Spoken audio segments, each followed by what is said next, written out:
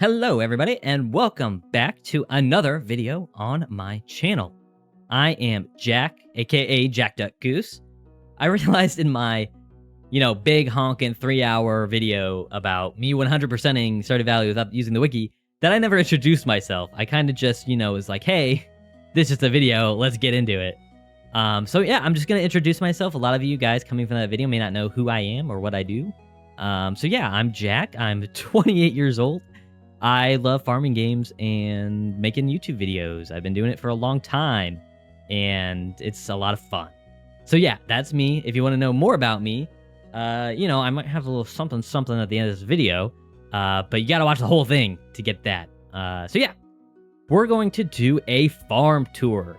In the aforementioned video about me, doing the 100% thing, I said if it did well that I would do a farm tour showing you guys what my farm looks like after I've completed the game, essentially.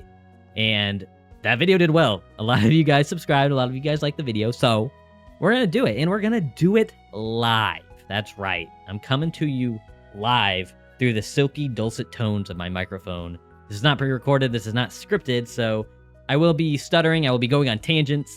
I'm going to try to stop myself, but I'm treating this kind of like I'm streaming. And speaking of streaming, let's get into it.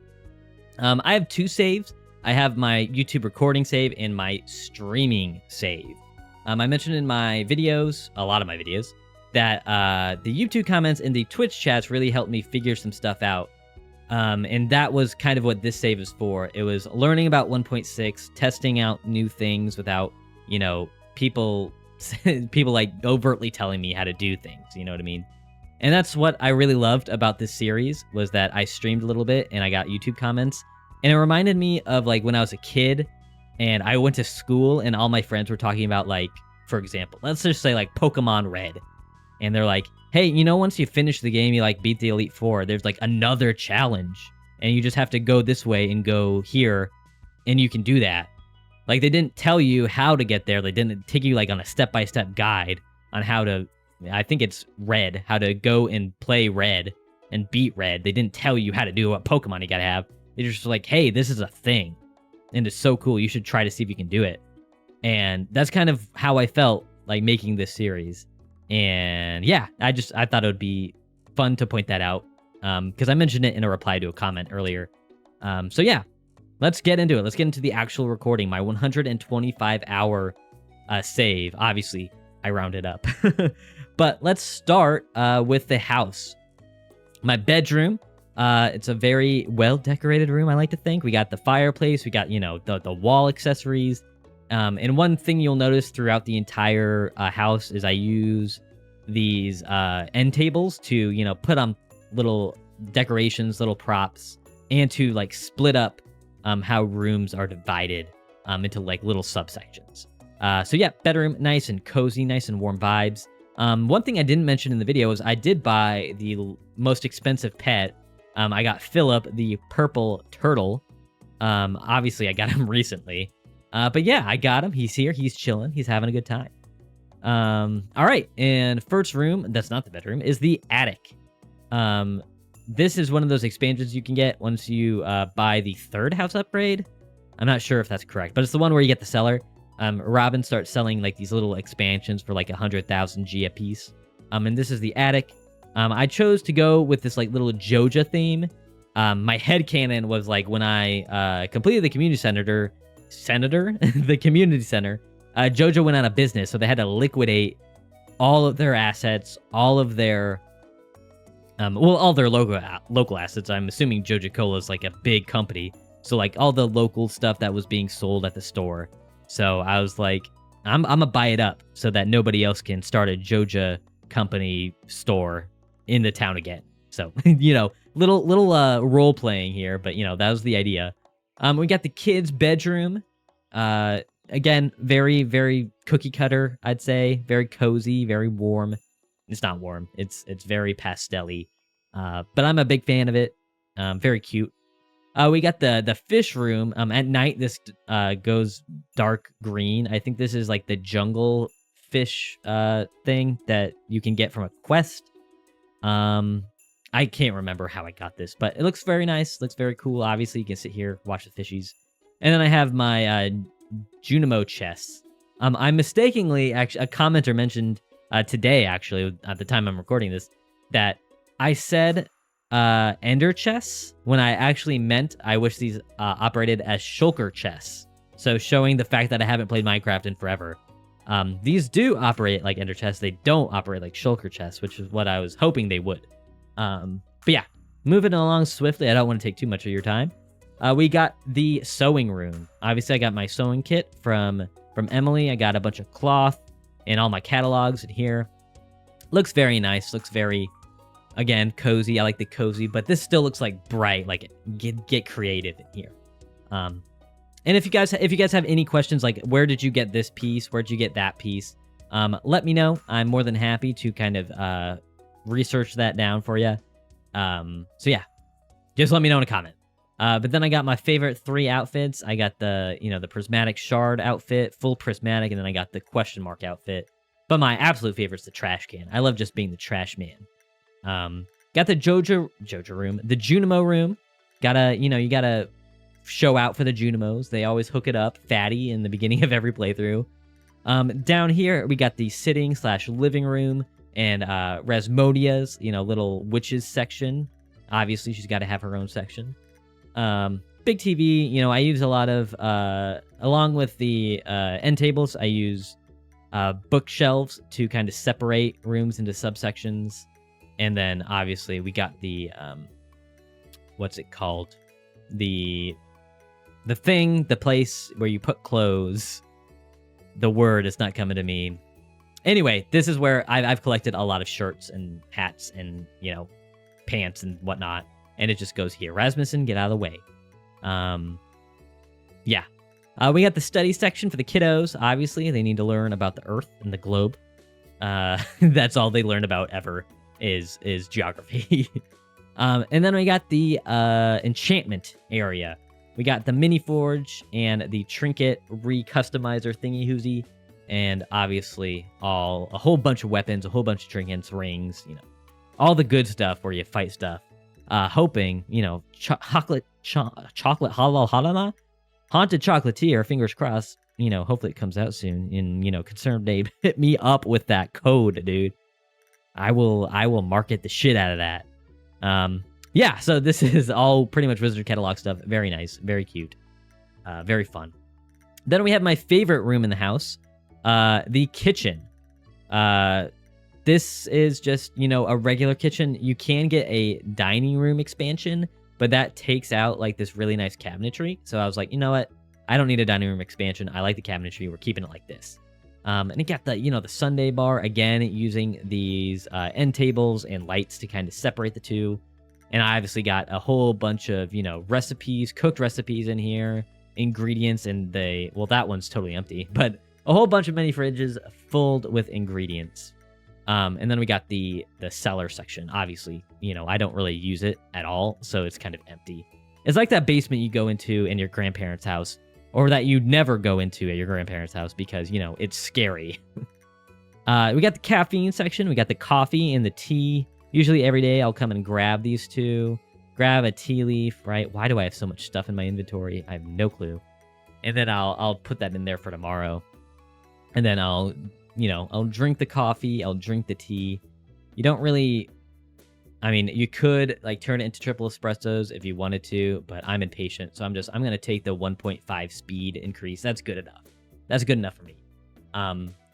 All right, let's start with the farm. We got this little wilderness section back here. I know I love to manicure everything, but you got to have some wilderness, right? So I have that here. Cat, Alfie, he has his little section, and Dash, they're two best friends. They hang out over here. Sorry about that. I was coughing. Did I mention I'm sick or recovering from being sick? Well, now you know. We got the honey section. I don't really use honey anymore. I used it a lot more when I didn't have the return scepter, just to make return to the farm little totems. But now they're kind of just here to look nice and fill out space, if I'm being totally honest. A lot of these spaces are just to fill out space. But not the bat cave. The bat cave kind of just exists in perpetuity, and I never touch it ever. We got the greenhouse, obviously, filled to the brim with tea leaves, saplings, mangoes, cherries, pomegranates, peaches, oranges, all the great stuff. And obviously the ancient fruit, the first ever ancient fruit farm that really started it all in the greenhouse. My favorite part of the farm is actually right here. It is Grandpa's shrine. We got these mystic trees all tapped, obviously. We got the blue grass. We got the braziers. Braziers are bras. Braziers are what I'm meaning. No, yeah, these are braziers, dude. They hold up your grandpa into the great above. I'm hysterical, aren't I? Anyways, the braziers leading to Grandpa's shrine, and obviously more mystic trees tapped. We got the slime hutch. I was about to say crime hutch. This is the slime hutch where, you know, we pop some zits, pop some slime zits. You'll love it. You'll love the slime zits. And then I always dump them off in here with everything else. I thought about getting into slime ranching, like, a lot, but that is, like, heavily wiki, like, just to get all the colors or whatever. But I was, you know what, that I don't need to do that. So they kind of just bop around, and they're cool, and they're cute. I have my geode section, my geode crushers. Obviously on stream, everybody hates Clint. So I was like, okay, what can we do to get rid of Clint? And I just built a bunch of geode crushers, obviously next to my heavy smelters, which, you know, they're great. Fantastic. 10 out of 10. We have the section of the farm that's like obelisks, and this is my travel section, my construction section. Every day, I'll usually come by at the end of every day, drop stuff off here. And yeah, all these chests, they have their purpose, and it makes sense to me, but it might not make sense to you. This green one, seeds. This is wood. This is like gems, and honestly, it's kind of like a catch-all. And then we have like ores and other like rarer stuff, I'd say. We got some crops, and then we got some produce that aren't eggs and milk, because those go in the kitchen. And then we have fishing stuff. So yeah, that's like kind of my organization for that area. We got the fishing ponds. They're not fishing ponds, they're just fish ponds. All very nice colored rare fish, obviously, in the sea cucumbers, because I really like this color. And those are right next to the preserves jars to make aged roe. We got the oak tree farm, obviously, with heavy tappers, so that I can get more oak resin in case I need it. And then we have my little wilderness section. This little untouched wilderness looks very cute, very, very Boy Scouty. And of course, what goes great with wilderness? A jade farm. Little technology with your wilderness. Why not? And then we got the farm section. This is all really a farm. This is the ranching section. We'll call it that. We got the barn and the coop. Avi, very nice. With they're all asleep. Be quiet. But yeah, we got the coop in the barn. I'll go in and check them out. But yeah, they kind of just gotta keep the doors open, gotta get that oxygen in. Obviously got the bluegrass for more friendship, like I need it. And then I didn't really know what to do with this section. I think in the guide that I was following for this farm, this is like an extra barn. Like they cut this section in half and make 2 barns and 2 coops. But I was like, I'm good. I don't need more barns or coops. So I just made that like a little co-op section in case I ever wanted my brother or something to come on and play on this save. He could. So yeah.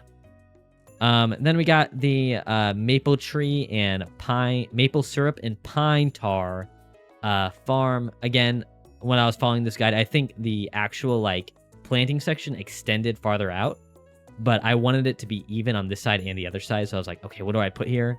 Tree farms, easy peasy.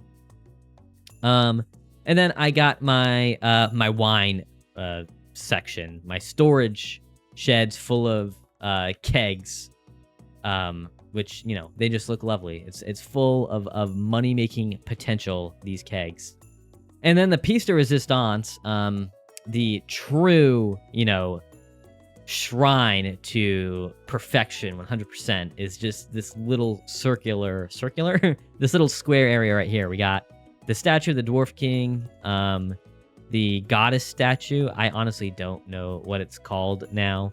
The trophy for completing the community center, the golden statue of Lewis from a secret note, another statue, Junimo statue from Secret Note, this owl statue, which I'm not sure how I got it. I was just looking for statues, and the statue of perfection and true perfection, along with the illustrious golden clock. So those are the two. That's the big, you know, bang, you beat the game. You know what I'm saying?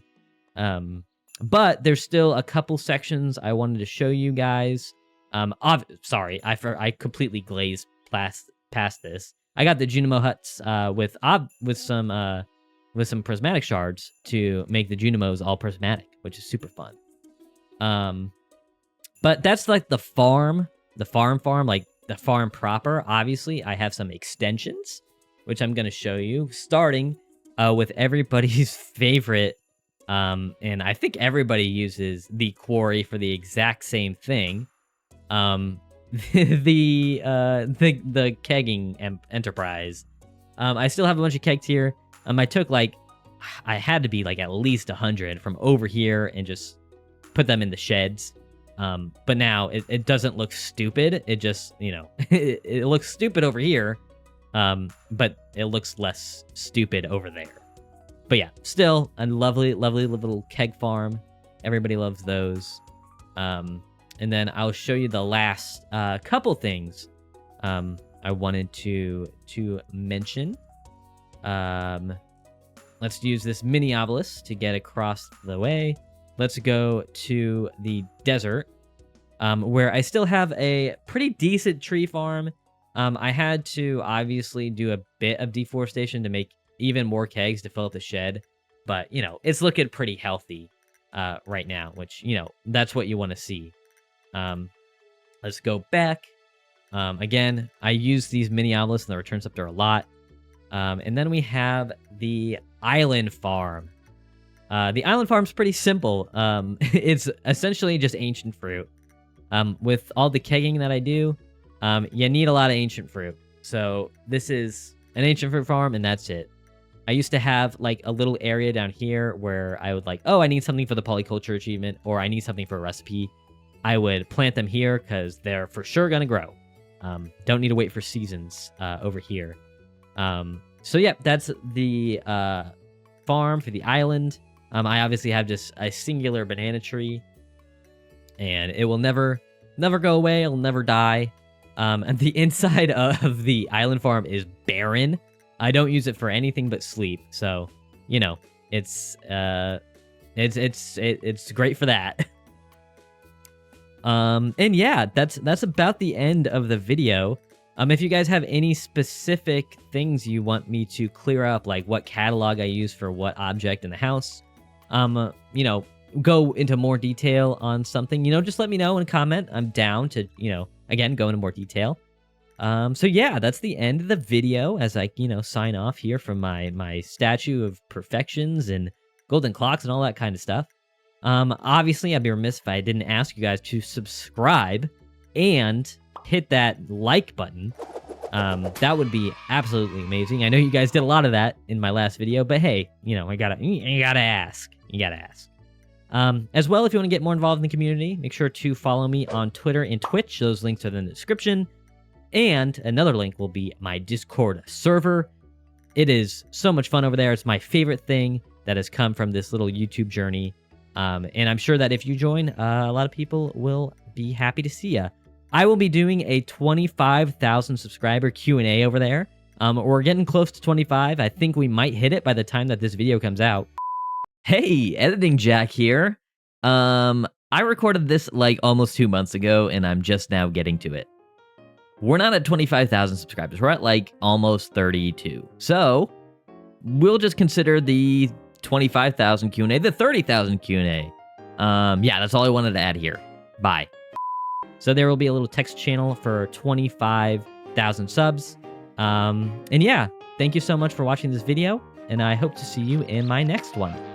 Bye-bye! Goodbye.